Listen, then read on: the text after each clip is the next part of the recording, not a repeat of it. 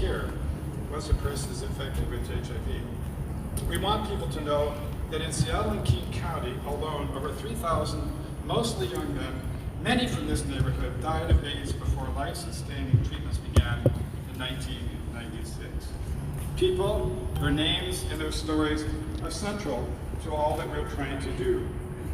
We have met many people to seek support for the AIDS Memorial Pathway. Sometimes they tell us of their experience with HIV/AIDS. King County Council member Larry Gossett met with us, and he told us about his youngest brother, Patrick. After his military service, Patrick stayed in Colorado.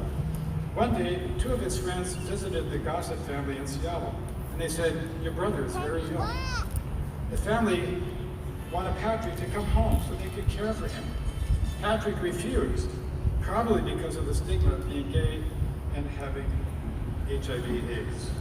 But their stepdad, who would not be discouraged, went to Colorado, loaded Patrick in a U-Haul, and brought him home. The family cared for Patrick until he went into Baby Boucher House. Shortly before he died, Patrick told them that he couldn't have a better family. Patrick was finally at peace with himself. He knew that his family loved him. The story of Patrick and the Gossett family is precious.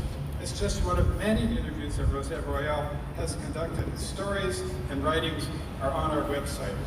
Go to our website and now go to our app. You will be inspired. Bear with me, everyone. When talking to gay men of my generation about those early days, it's not unusual for someone to say, "I lost all my friends." I too have felt that despair, and it's profound.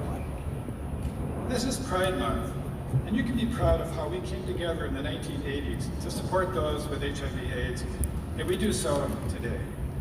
You can be proud that all of Seattle's mayors and city councils, all of them, have supported HIV/AIDS services and care from the beginning. You can be proud that we have representatives and senators providing leadership to protect the civil rights of people with HIV/AIDS and to fund housing and to fund care. There are over 34 million people now living in the world with HIV/AIDS. Gay men and people of color in this community are most at risk. History is repeating itself. COVID is today's pandemic, disproportionately affecting people of color, just as HIV/AIDS is today. If we pull back our response to HIV/AIDS because of COVID, more people will become infected. There's immense wealth and talent in this community. In the spirit of ACT UP, and these signs were inspired by ACT UP, these words are from ACT UP protest. In the spirit of ACT UP, we must demand more funding for public health and demand that more be done to overcome the institutional barriers and biases in healthcare, housing, and education towards minority communities. Today, we dedicate the AIDS Memorial in memory of all those who have passed away. We honor those who cared for and comforted people with AIDS, especially in the early days when there was so little hope and so much fear. And in honor of those who are caring for people today.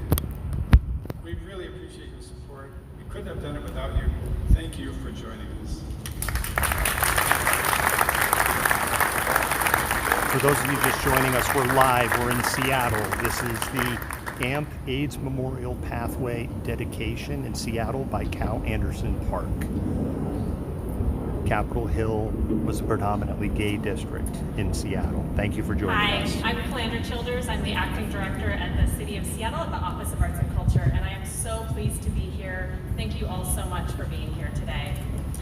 This is an extraordinary day. Thank you for weathering the weather to be here to celebrate these amazing works of art that we are adding to the city's collection. This project has been years in the making, and it is a testament to this community that we have gotten this far after so many years. Public art is a powerful tool because it allows us to tell our stories, to celebrate our community, and to capture the spirits of our humanity in public, where it's accessible to everybody. And we're charging. Got it. Okay.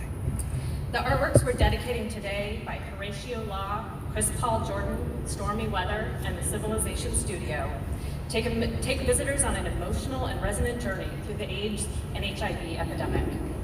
These artworks demonstrate our values and commitment to those who have been and continue to be marginalized within our communities. They provide a physical reminder of the devastating impact of HIV and AIDS, the stigma and discrimination that many faced and still encounter today. These works are an expression of our grief but also stand as a testament to our humanity and resiliency. I'm so proud that these works will be coming into the city's collection and will be maintained for future generations. I'd like to read a few lines from the city's proclamation. By 1996, when effective treatment for HIV and AIDS first became available, 5,111 King County residents had been diagnosed with AIDS, and 3,273 were dead from HIV. And while AIDS affects all communities, AIDS has disproportionately affected gay men, transgender communities, people of color, particularly Black and brown communities, and refugee and immigrant communities. In 2017, by Resolution 317873, Seattle expressed its support for the AIDS Legacy Memorial, now known as the AMP, and community members and organizations formed the AIDS Memorial Pathway to create a place of reflection and remembrance, and to ensure this history and the many stories of the AIDS-HIV epidemic in Seattle and our state are told. While today there's still no vaccine or cure, which underscores the importance of a visible and permanent reminder of HIV and AIDS, today we are here to honor those who we have lost and pay tribute through this memorial. There are so many people to thank for making this happen. I'd like to extend a special thank you to the Public Art Project Management team of Kristen Ramirez, Maya McKnight, and Becky Johnson, the Girding Eagling and Sound Transit teams for working on an incredibly complicated agreement to make sure that this could happen on this particular space. I also want to recognize the master plan artist Horatio Law, who conceptualized this pathway, artists Chris Paul Jordan, Stormy Weber, and the Civilization Studio for creating the inspiration and this inspiration, and the Public Art Advisory Committee who helped steward the project. Tom Rasmussen, Paul Feldman, Jason Plord, and Michelle Hassan have provided exemplary leadership throughout the years. And of course, Mayor Jenny Durkin, whose stewardship of this project brought us across the finish line. Thank you all so much.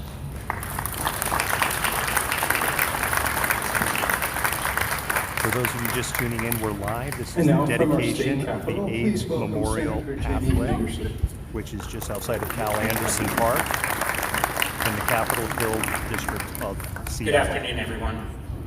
You were welcomed this morning by the music of Seattle Men's Chorus singing Sonia di Volare. And I know that my brothers in the chorus would have been very happy to be here in person, but I was actually reflecting how appropriate it was that our music was here in sort of ethereal form, given the numbers of people that we've lost. I joined the chorus in January 1996, just over 20 years ago, and our weekly newsletter that came out, The Music Man, it was called, had unfortunately just about every week the story of someone who had died in the chorus. At our holiday shows, for years before I joined and for years after, you may remember a long row of red poinsettias at the front of the stage, one for each of the chorus members who had died of AIDS. It was that year, 1996, when the first drug cocktail became available and really started to turn the corner for people. And I want you to reflect on that for just a moment. 15 years before there was any treatment. Many of which years had no acknowledgement from the President of the United States or other officials in the government that there was even a pandemic. I appreciate the echoes in the current pandemic, which happily we're about to come out of, but we cannot forget, and we can never accept how unresponsive our government was to an entire group of its citizens who were dying.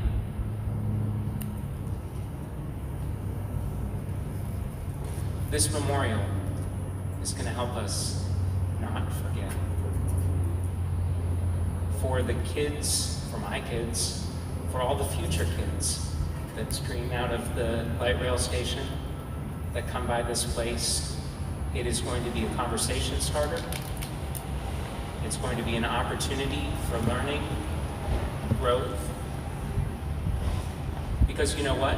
40 years on, we are still living with inequity in whom this disease affects. We are still living with legacy discrimination against gay men who cannot give blood, who cannot donate sperm. 40 years on. I showed my kids this morning a picture of the art over there. They were asking, why an X? And I said, well, I think it's a plus sign that's turned on its side, tipped over. They said, oh, yeah, like HIV positive? And I said, yeah. And one of them said, well, the great thing when you tip over a plus sign is it can't be put back up. It's there for good. And I love that metaphor. We have made huge progress here, but we are going to have to continue to work together and be reminded of what we do, what we need to do to wrestle this disease to the ground and make sure that it is only a lesson from history. I was very pleased to, as the current steward of Cal Anderson's seat in the state senate, to help get some money to make this project a reality. And on behalf of the entire people of the state of Washington, I'm pleased that we will have forever this place to remember that pandemic and how it shaped and continues to shape all of us. Thank you very much.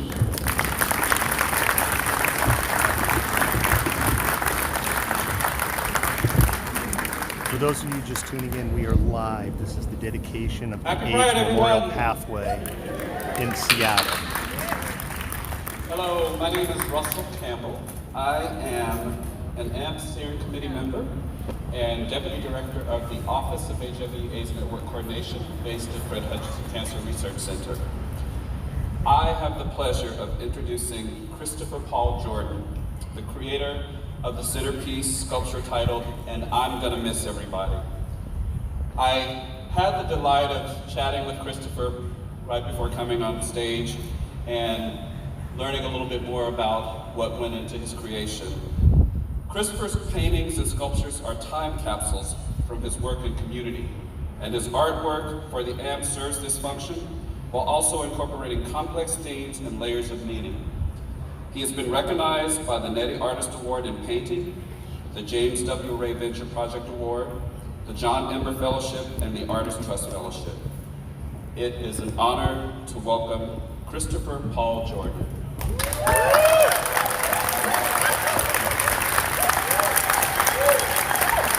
Christopher Paul Jordan is the lead artist of the AIDS Memorial Pathway Project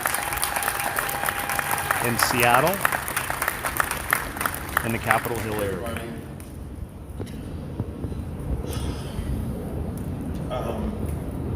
This piece started with a few big questions. And one of those questions for me was, how do we mourn and how do we grieve the lives of people, so many of which are still unnamed because of the stigma, because of the racism, because of the homophobia. And I encountered, during the process of making this piece, the words of a HIV and AIDS activist, Krishna Stone, who spoke about how day after day there were so many deaths, and one day after the next, and we've kind of re-experienced that over the past year in ways we never expected to. But it got to the point where she couldn't go to every memorial service. She couldn't go to every single, she couldn't go to every ceremony. And she would go to the club. And she would ask this question. She would say, who am I dancing for tonight? We have a lot of people to dance for. We have a lot of loved ones, God, that are still dying because of this disease. And we've seen with COVID in real time how the same parallels, how just, like I think it was around April of last year when the government started to say, oh, well, these people are dying because they have diabetes, or they're dying because of, their connected issues. The government just being right back there in the same place to deny the existence of the disease. It just shows us that we're still here at square one, at square zero. And I guess what I want to say with this piece is just that we can't give up. We have to keep coming back. We have to keep dancing. We have to keep celebrating. We have to keep remembering. And we have to live every day just knowing that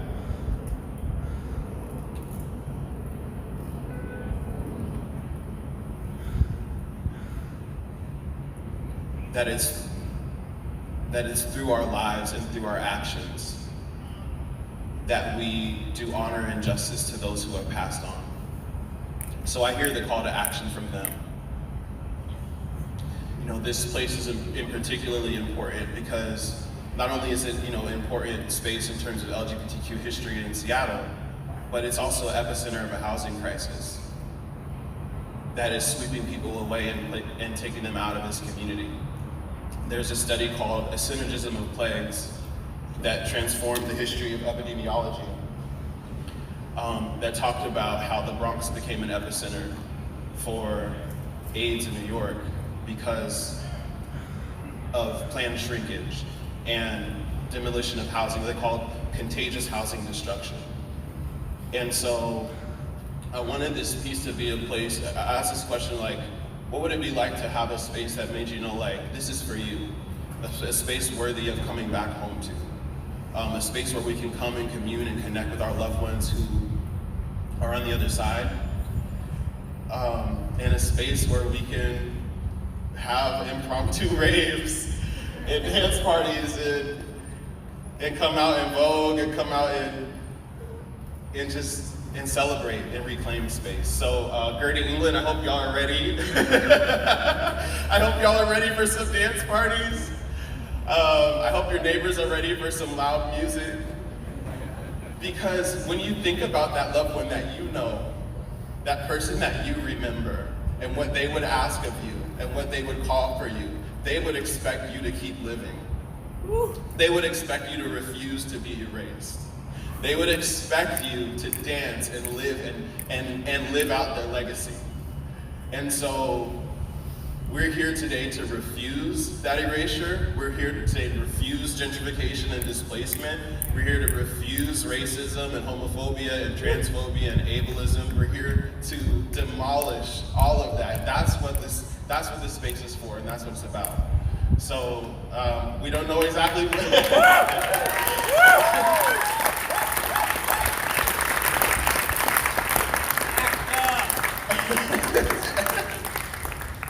Act up. So get ready to party. And I want to thank, there's numerous people to thank, but really in this moment, I want to thank Rosette.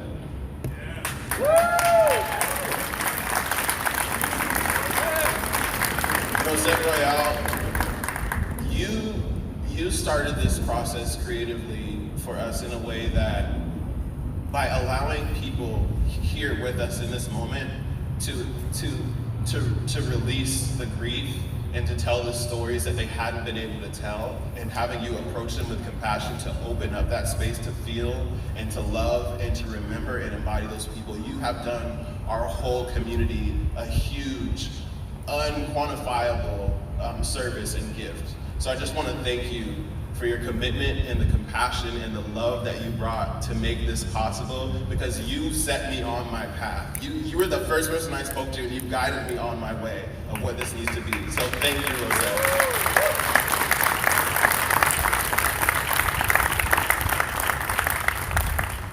And yeah, I guess it's just, we're gonna have to fuck it up. We're gonna have to party, y'all, so thank you.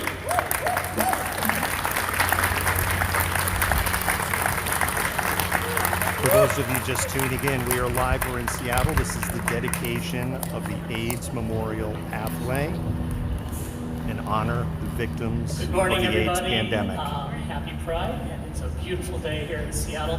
My name is Jeff Sakuma, and I am a steering committee member for the AMP, and I also am the health strategist here at the City of Seattle. And I'd like to thank our City Council members who are here with us today. Thank you so much for being here. So I'm going to read the rest of this because I'm going to be introducing Civilization. And what they do, I know, I experience it every day, but I have no idea what it means. So here we go. I'm here to introduce the design team, Civilization. Oh, this is hard to read in this link. Their artworks were already here, which you can see are the beautiful signs around here, are located on opposite sides of the plaza and just across the Barbara Bailey Way into Cal Anderson Park. Civilization was founded by Corey Gutch, Gabriel Stromberg, and Michael Ellsworth. Since the studio's inception, it has built identity systems, digital experiences, and environmental graphics that are engaging, empathetic, and create meaningful connections. Civilization has received numerous design and web awards, and I should note that Civilization also created the AMP's website, which contains a wealth of information and personal videos that have already been spoken about. So with that, please welcome Civilization. I apologize for the wiggling camera. We're in a brutal heat wave here in Seattle. My stabilizer has quit. Hi, I'm Corey, this is Michael and Gabriel. When we first began this project, we had to decide what was our subject going to be, and that was a really big challenge. What were we going to memorialize through public artworks? Because within the history of AIDS and HIV, there are so many perspectives and so many different experiences and so many stories and contributions that are really significant and important and meaningful. And ultimately, we chose to celebrate the collective action that has been so foundational in the fight against AIDS and HIV. The protests, demonstrations, the campaigns and marches, these are moments of public convergence that brought people together, and they created awareness and transformed our community and our cultural consciousness. The public gatherings not only created social impact, but also generated connection and advocacy within the LGBTQ community. Being part of this project has been such an honor for us, and it's been such a wonderful experience collaborating with a team of people who are so personally invested in this work. Jason, Rebecca, Michelle, Tom, Jeff, the entire community action group, thank you for your dedication, and thanks for all the guidance that you gave us throughout our creative process. I'd also like to thank the individuals who took the time to share with us their personal experiences, their knowledge, when we were in our research phase of this project. Ann McGettigan, Dr. Bob Wood, Tim Burak, Ro Yoon, Rosette Royale, Fred Swanson at the Gay City. Hearing your perspectives, you sharing with us your stories was transformative, and it truly shaped how we approached the project. I'd also like to thank the architects and developers whose expertise was so valuable in envisioning how these artworks could be integrated within the built environment. Grace Kim and Mira Mui at Schemata, Jill Sherman at Gurdon Meadlands. Thank you so much for being so generous with your time and with your resources. To continue the thank you train, thank Jay Schatz at Green Tech, and a very big thank you to the people who helped us fabricate the signs, Scott Davis at Davis Signs and Michael Evans, really helped bring this vision to life. And I want to thank our team at Civilization, Gabriel and Corey, just worked so hard and gave so much to this project. And thank you guys for doing such a fantastic job. And we're so grateful to be a part of this project and to be included in this lineup of visionary and inspiring artists such as Christopher, Horatio, and Stormy. It's a true honor. And thank you all for coming out today.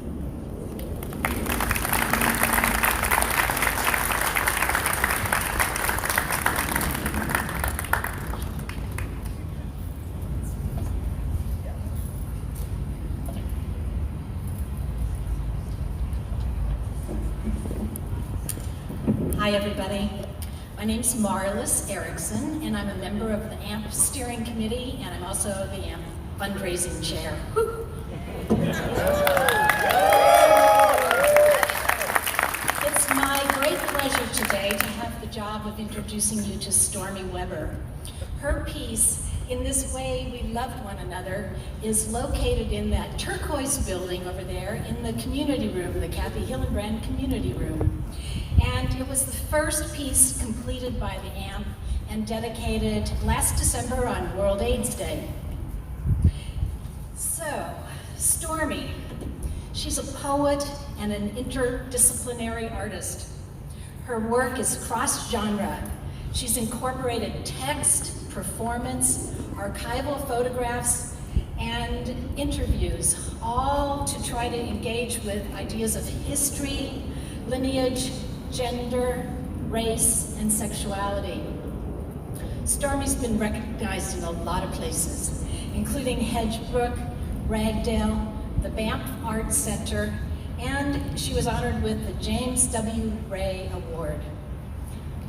Please welcome Stormy Weber.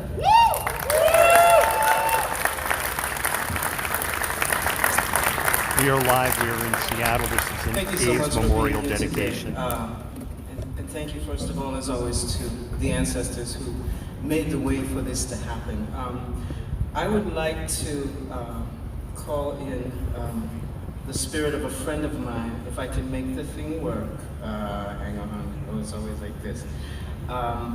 Essex Hemphill, who was a friend of mine, and I met him when I lived in London, and he came to do some readings in London, and we went together to the first Queer Arts Festival in, I believe it was Cambridge, and he was reading Christo's poem called The Giveaway Poem, and I advise you to read that poem. It's my first time hearing it. It was so beautiful, and he said, "Can you sing something with me?" So I sang, "If this world were mine, I would place at your feet all that I own.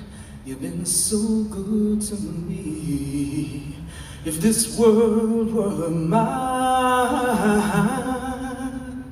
And I sure remember that. I want to read this poem that is called When My Brother Fell. It's for Josephine. When my brother fell, I picked up his weapons and never once questioned whether I could carry the weight and the grief. The responsibility he shouldered, I never questioned whether I could aim or be as precise as he. He had fallen, and the passing ceremonies marking his death did not stop the war. Standing at the front lines, flanked by able brothers who miss his eloquent courage, his insistent voice, urging us to rebel, urging us to not fear embracing for more than sex, for more than kisses and notches in our belts. Our loss is greater than all the space we fill with prayers and praise. He burned out his pure life force to bring us a chance to love ourselves with commitment. He knew the simple spilling of seed would not be enough to bind us. It is difficult to stop marching, Joseph, impossible to stop our assault. The tributes and testimonies in your honor flare up like torches. Every night a light blazes for you in one of our hearts. There was no one lonelier than you, Joseph. Perhaps you wanted love so desperately and pleaded with God for the only mercy that could be spared. Perhaps God knew you couldn't be given more than public love in this lifetime. When I stand on the front lines now, cussing the lack of truth, the absence of willful change and strategic coalitions, I realize sewing quilts will not bring you back or save us. It's too soon to make monuments for all we are losing, for the lack of truth as to why we are dying. Who wants us dead? What purpose does it serve? When my brother fell, I picked up his weapons. I didn't question whether I could aim or be as precise as he. And needle and thread were not among his things I found. Long live Essex Hemphill.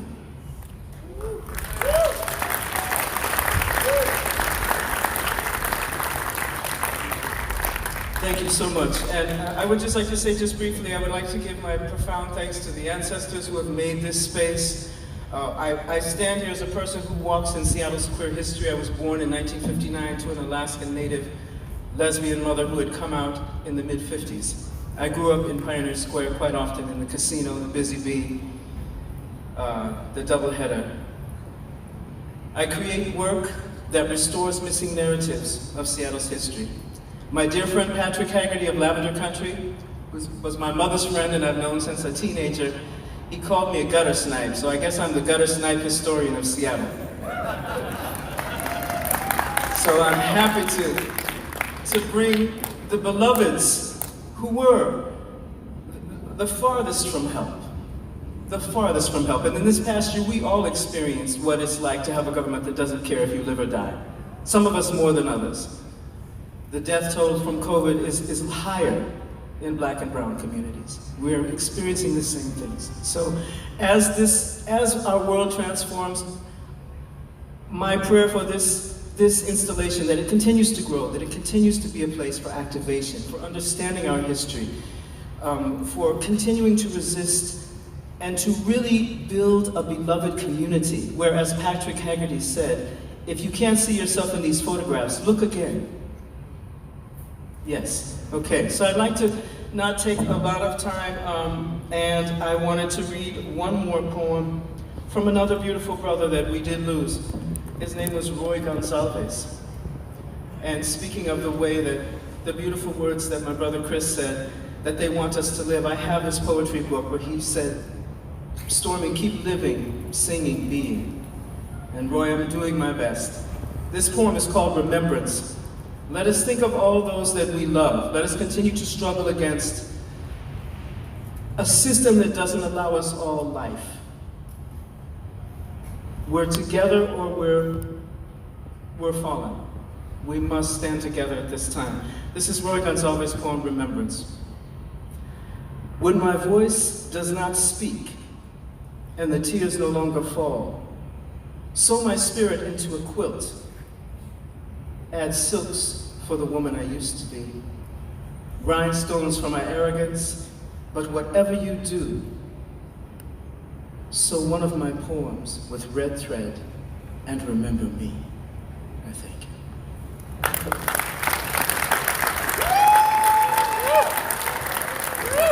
For those of you just tuning in, we are live. We are in Seattle. This is the AIDS Memorial Pathway dedication in Capitol Hill. Well, good morning, everyone. I like the way we're all moving back towards the shade we needed today. I'm Leonard Garfield. I'm a proud member of the AMP Steering Committee, and I'm also the Executive Director of MOHI. And it's my great pleasure and honor today to introduce Horatio Hunyan Law. Horatio was first selected to create the AMP Master Art Plan, which is really the guiding framework which has set the vision and laid the groundwork for this entire memorial. Horatio's own beautiful artwork, Ribbon of Light, will include 3 sculptures which will soon be installed along the landscape pathway just adjacent here in Cal Anderson Park.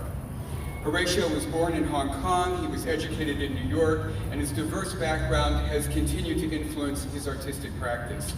His public artwork can be seen around the Northwest, and Horatio often tackles weighty subjects in unexpected ways, creating quiet, sometimes conflicting, sometimes meditative, but always evocative artwork.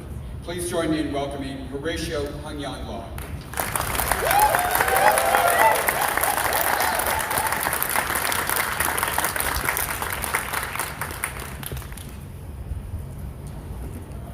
Enrage, courage, engage. These are some of the words that are engraved and hidden inside the 3 stations of glass sculptures that are under the collective title of Ribbon of Light. Losing, releasing, forgiving. Because of the frosted surface of the sculpture, these words may appear or disappear depending on the weather and the lighting condition. Bereaved, beloved, belong. These words I call murmurs are meant to tease out some of the many different emotions connected with our experience of the AIDS pandemic. Some of us might have buried these feelings deep inside, or we might have put them aside simply because we have to continue to live. But we carry them with us.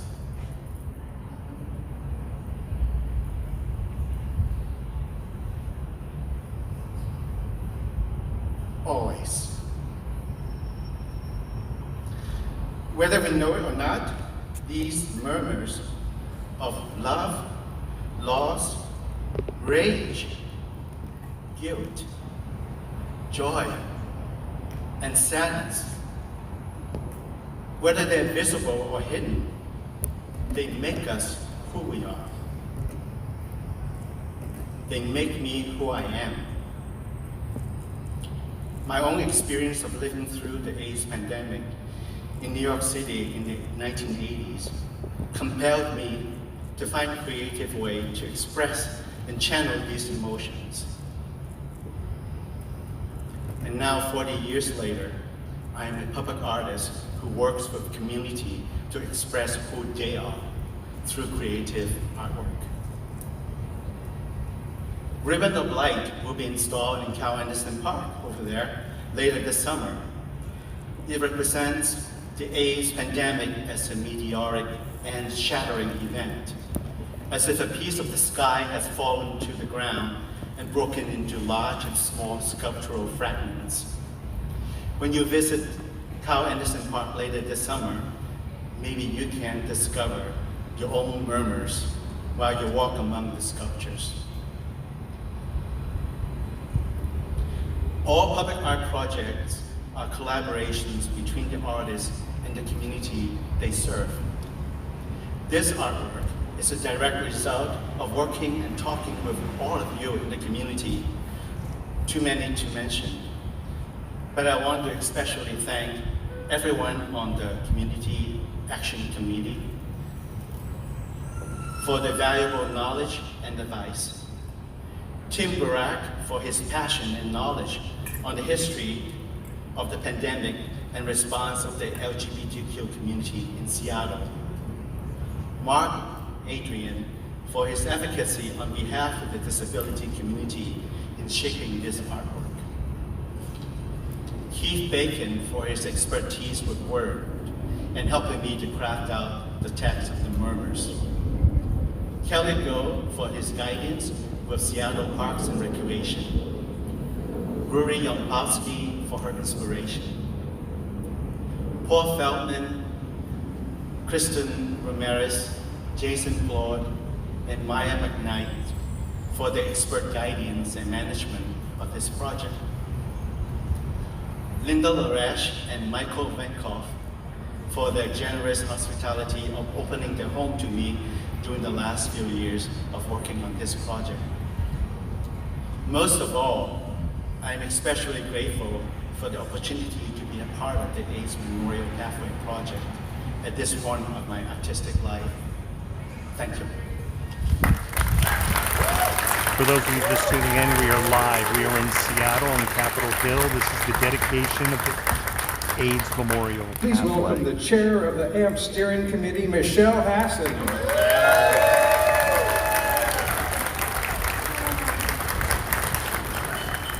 Memories. We've been talking about memories all morning. And here's my memory. Tom calls Leonard. Leonard calls me. I call Marlis. And then we begin. It's just like that. I am filled with amazement and wonder that these more than 8,000 souls from Washington State who perished during our AIDS pandemic aren't with us anymore. So we have set out to remember them and to create a new memory. I'd like to thank you all for being with us today. You'll remember today because it's so hot. Over 5.5 years have brought us to this point with the all-volunteer members of the Community Action Group, the Steering Committee, and our stalwart staff. Karen Flink kept us on budget and on time. Rosette Royale gathered the stories you'll see on our website, and without the superb leadership of Jason Plord, our project manager, we wouldn't be greeting you today. And Michael Ingersoll, impresario of the First Order, in assembling us today. We've created some remarkable partnerships with other AIDS memorials, and I'd like to recognize John Cunningham, who's from the National AIDS Memorial in San Francisco, who's here today. And where are you, John? Yay, thank you for joining us. Our first partner, and probably most significant, is the City of Seattle's Office of Arts and Culture. Our first meeting with Randy Engstrom gave us the courage to move forward, and the unflagging support of the Seattle Parks Foundation and Thatcher Bailey set us on the right path. All of the artworks will be part of the city's art collection and will be maintained in perpetuity by them. We've listened to the community's comments on the content of our website, theamp.org, and please check it out and you can add in your own stories. Novabuy is our partner in creating the app that you'll learn about over here today, and I think you'll be surprised by some of the interactive features that have been developed. There are over 550 donors to this project, which includes really all of you here. How do you appropriately thank the state of Washington for culture and the city of Seattle who said yes, with many supportive council members and departments? And Carl and Renee Benke, right there. My dear Ellen Ferguson, who is here someplace. There she is, right there. And Happy Gerlich, who I don't think she's here, who have been with us on so many important projects in this city. They said yes almost before they were asked. To all of our donors, I hope that this project reflects your hopes for all of us. The community group wanted to ensure that the stories, information, and resources will be maintained into the future. We're pleased to announce that we have confirmed an agreement with the nonprofit Gay City that will take on stewardship of the AMP in September when all of the elements are complete. So here to say a few words are Fred Swanson and Melvin Gibbons from Gay City, Seattle's LGBTQ Center. From me personally, thank you so much for the memory of today. It will live in our hearts for a very long time.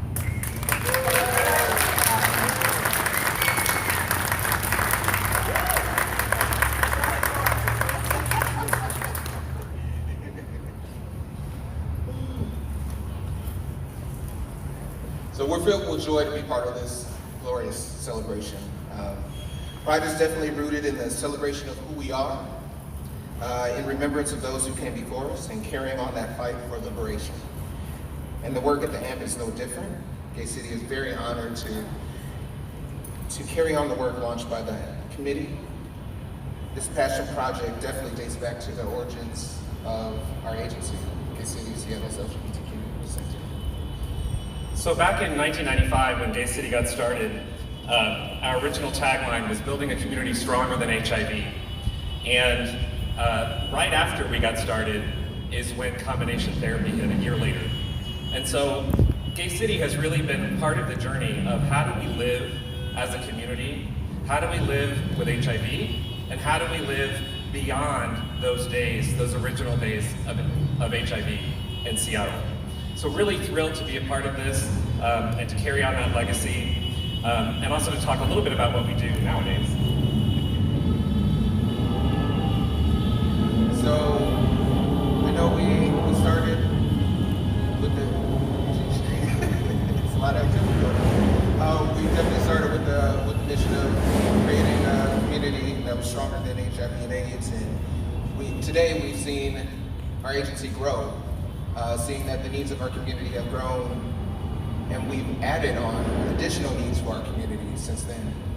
And so now today, Gay City offers nearly a dozen different services for our community, and majority of them free at or at low cost, just to make sure that we can break down those barriers to create space for our community to survive and thrive, even today and in the future. So we are at the end of the year getting ready to open our third version of Seattle's LGBTQ Center. So stay tuned, and you'll see we'll be opening a new space at the end of the year, a new center for the community. And in closing, I wanted to just read, when I'm not gay for a living, which is most of the time, or a father, I'm also a writer and a poet. And so I wanted to read really quickly something that I wrote that I thought was related to this idea that we would be carrying on this legacy. It's a poem called Conversations on Instagram that was published as part of the HIV Here and Now Poem a Day project for National Poetry Month last year, and then republished this month in Snapdragon, a journal of art and healing. We had a class on that, he says, a response to my suggestion that he read David Feinberg, maybe to learn the term AIDS clone. Personal narratives are more powerful than history books, I say, maybe hoping he'd ask me about my story, maybe hoping he'd read other stories, build bridges among the dead, the survivors, and those who came later. I consider myself a survivor. I consider myself a witness, even when looking was too hard to register or the world refused to see us, living, loving, caring, dying, even though HIV still runs through my veins. I want him to know of a time when queer women and dykes and lesbians seemed to be the only ones who could see. Maternal hands when our own mothers rejected us, holding us, wiping our tears, cleaning up our filth. They cared for us when no one else would, I tell him. We owe them so much. I want him to know of a time when fags and queens and gay men and fairies took to the streets, demanding to be seen and heard and valued and acknowledged, demanding humanity and decency. We were so powerful, I tell him. We're warriors fighting for one another. I pause. I think I saw an article on that, he says. I pause, and the moment is gone. The commitment that Gay City has to continuing this legacy and to honoring the stories is real. And we're really honored to be a part of this and to ask you to also help us continue to tell these stories and be a part of the work that's happened here today and that has gotten us to this point. So thank you very much.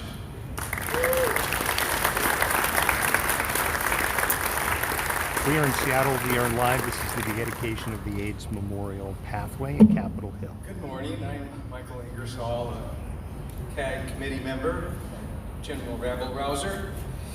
So today we're not here to cut a ribbon like in other ceremonies. We're here to tie a ribbon, to bring people together. During the AIDS pandemic, many languages were spoken, the language of hope, the language of pain, the language of loss and sorrow, the language of anger, the language of inspiration, the language of compassion and love, and more. There was a language, though, that was a recognizable thread among us, a voiceless connection we shared, where words were not enough, but where recognition and compassion and a deeper knowing was expressed. And this was the language of the red ribbon. Whenever we saw a person wearing one, we had kinship with them immediately, where the way we looked at each other was the language of connection. So today I'd like to celebrate and honor that small gesture that was so important. Today we will tie the red ribbon together. Volunteers will be bringing the separate legs to join with the little bringing it and us together today. And once the ribbon is whole, as our program ends, I'd like to invite you to come down and write your own personal message of prayer or remembrance or whatever you feel moved to share that will become a part of this important ribbon. Thank you for participating in that action.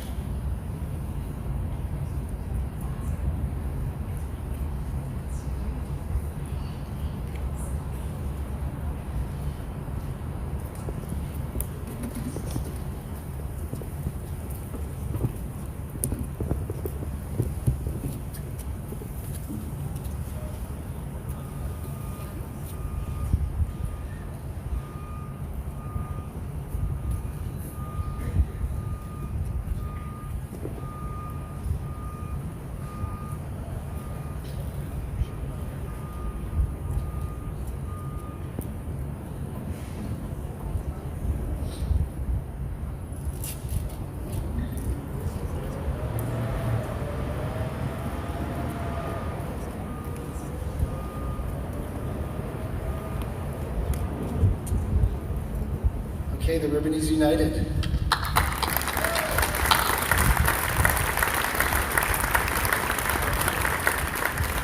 My name is Jason Ford. I'm the project manager for the AIDS Memorial Pathway, and thank you. It's been an honor and a privilege to be able to work with so many of you and make this project a reality. It's wonderful to see so many of you here today. It's even more wonderful to think about the thousands of people who are going to see these artworks and engage with them, to remember, to learn, and to be inspired.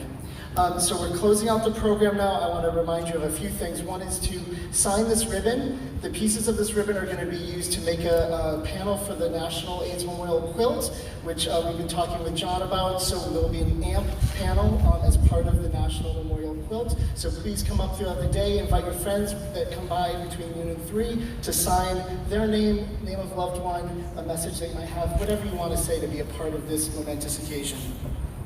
I invite you to stop by that tent and talk to the folks at NovaBuy who are doing the AR app, so you can download the app and see how that component is going to work and learn more about what they're doing, and there'll be more released throughout the summer.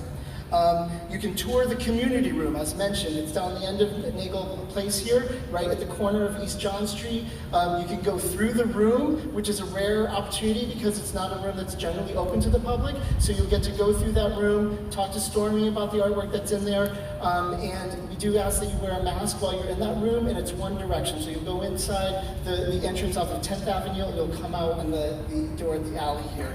And then, of course, go through the park.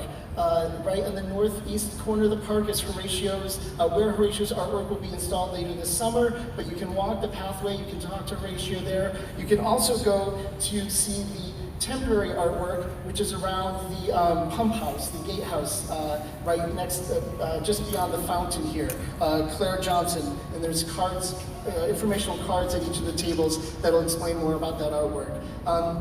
And I want to take a quick thanks to all the temporary artists. Not only these 4 artists were engaged and worked with the AMP, but we worked with a lot of temporary artists to do installations over the last few years to connect with more communities and to show all about what the AIDS Memorial Pathway is about.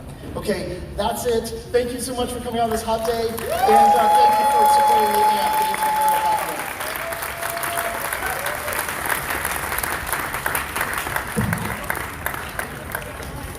We have been watching the dedication to the AIDS Memorial Pathway in Capitol Hill in Seattle, Washington.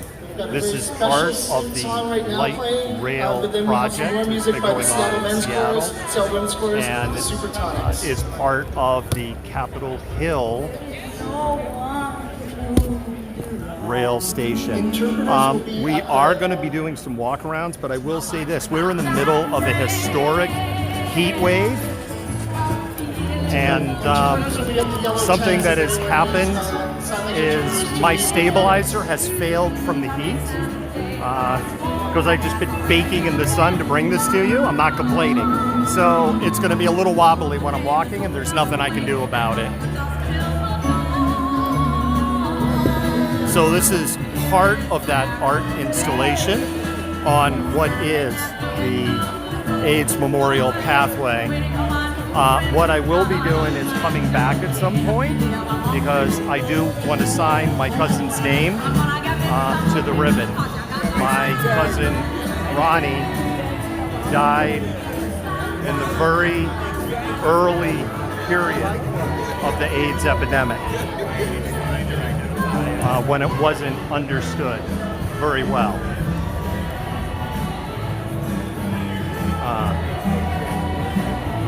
He worked at a casino in Atlantic City as a pit boss,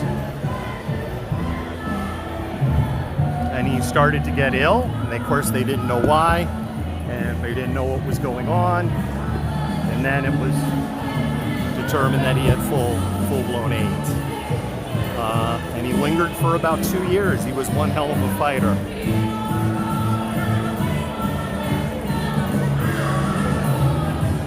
And, his parents, I would describe them as very traditional Eastern European. And they never rejected their son. They supported him in everything. And Aunt Irene and Uncle John, they both have passed. They really should be commended for it, because so many parents rejected their kids.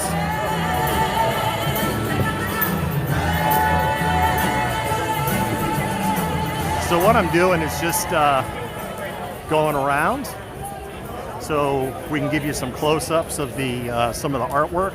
And as I said,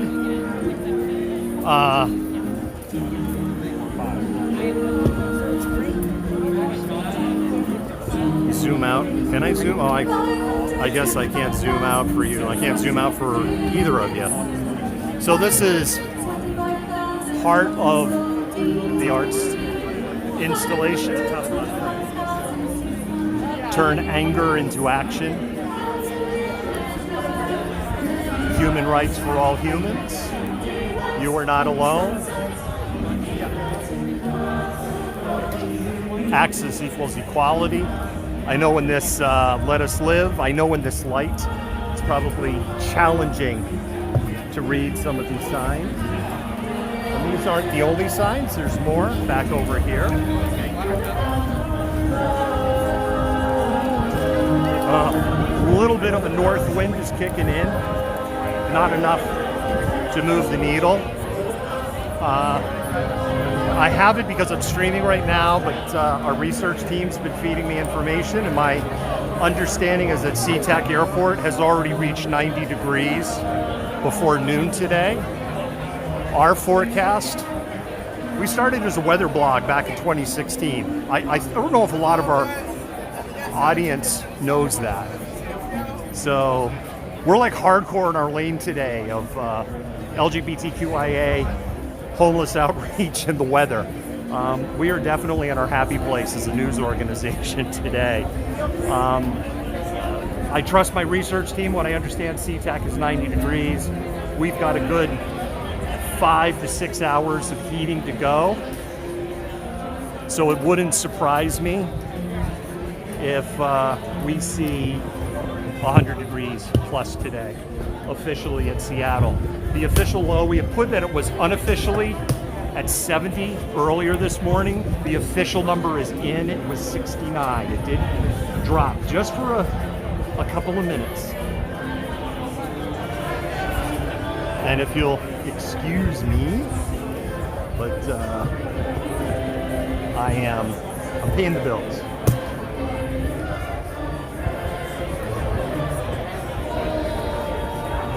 If you're not familiar with the streams, what it means by paying the bills, I'm getting shots for our, I'm either shooting video or stills for our news organization. So I'm kind of doing multiple things. And for those of you into photography, if you're like, the light looks like it's trash, you would be correct. The light is absolute trash. Beautiful dedication ceremony.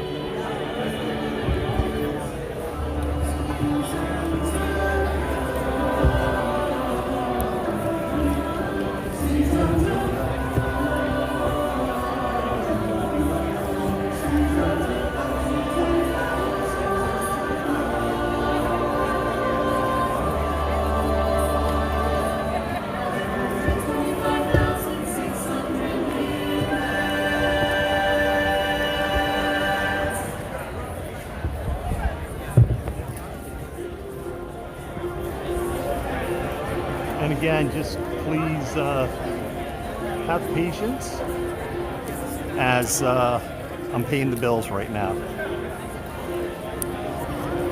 If you have not watched our streams before, welcome. We are glad you have joined us. Oh my God, the light is trash. I'm shooting at 60 frames per second, and I have to do F25 because it is so bright. The light is just trashy.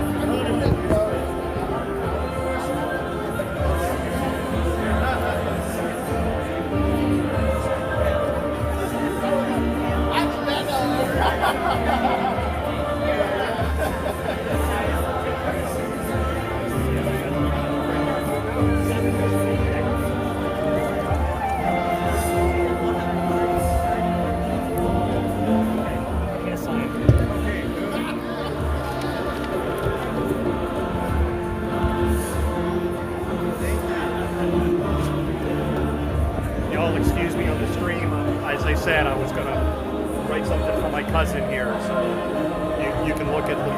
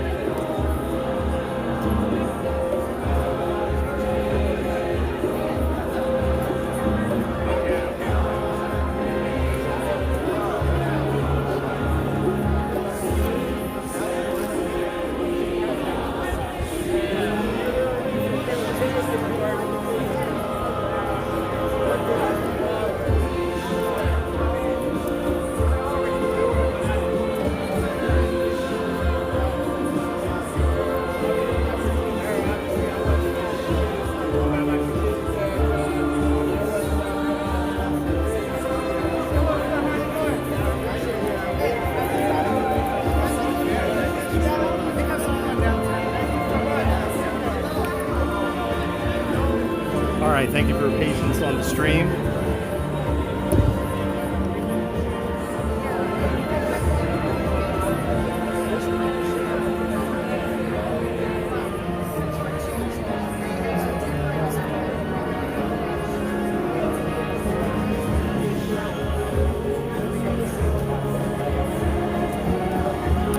Again, if you're on the stream, what's going on? We are at the AMP Memorial, the AIDS Memorial Pathway. Yes, it is. Thank you. I so appreciate it. Thank you. And I heard it drop, and we're rolling. So thank you.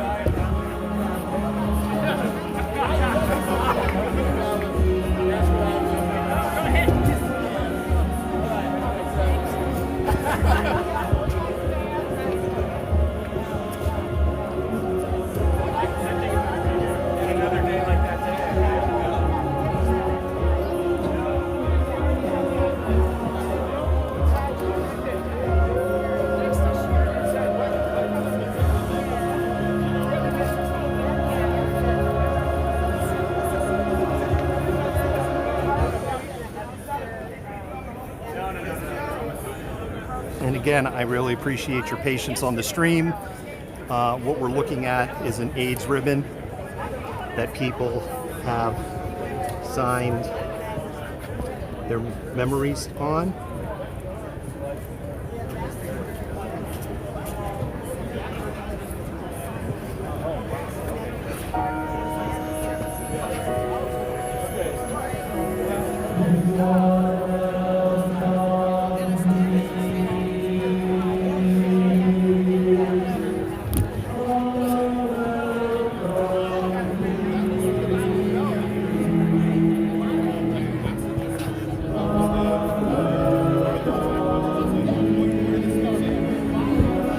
So many names, too many names.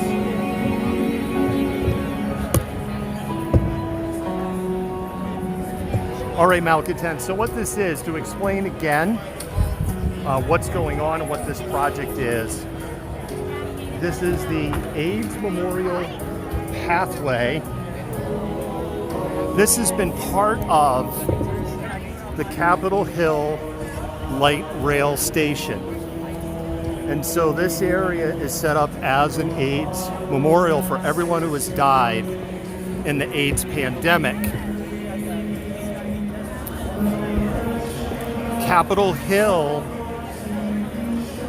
has been the center of gay culture in Seattle for 50 years. This if not time immemorial. And Cal Anderson Park behind me is named after one of the city's LGBTQIA leaders and pioneers. And Cal Anderson Park literally directly behind me. This area, as you could probably see, is heavily gentrified. If you kind of look by the buildings.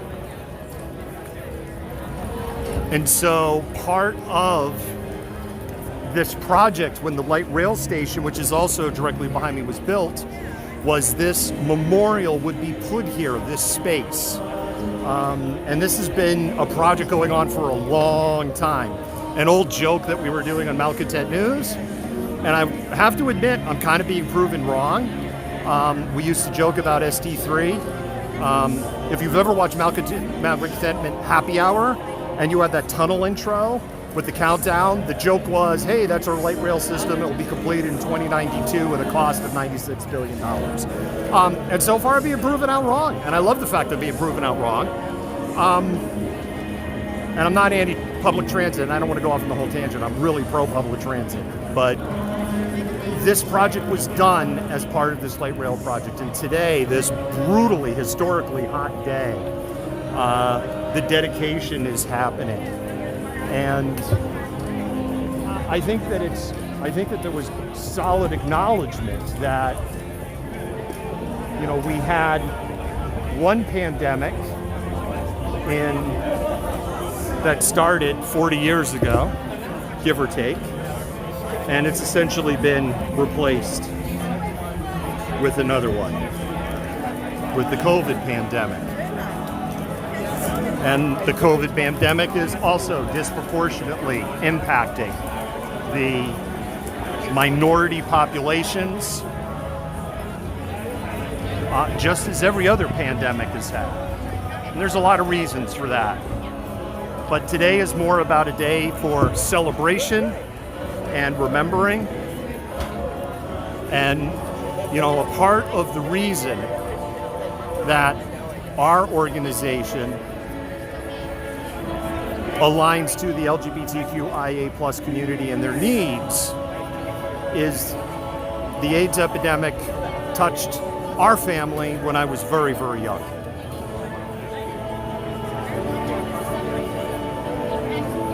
And our mission has always been to amplify the voices of underserved communities and misunderstood communities.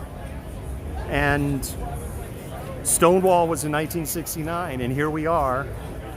And the LGBTQIA+ community, particularly the transgender community, is just outright under attack in the United States. And there's no reason for it. If you're a consenting adult, what goes on in your bedroom, or your kitchen, or your living room, or in a hotel room, or that should just be between consenting adults. I don't know why we are so obsessed on regulating what consenting adults do in their bedrooms. It makes no sense at all. This is what I'm going to do. We're going to go ahead and end the stream, and I'm going to go get some water and get in the shade because holy ass crackers, it's hot. So I'm going to say goodbye to TikTok first. By the way, if you haven't, please like, follow, subscribe. We're pushing hard on Facebook. Go over to Facebook, give us a follow. We're about 200 follows away from 10,000. I would love to get us pushed over 10,000 this weekend. We only got about 200 to go, and we've been racking up a lot of follows. We're going to be doing a ton more coverage. We'll be broadcasting live later today.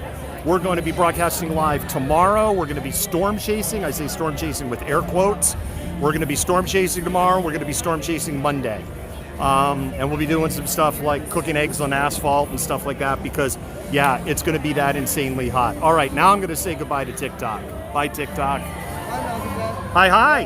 How you doing? Great to see you out of I'm doing hot. It's hot.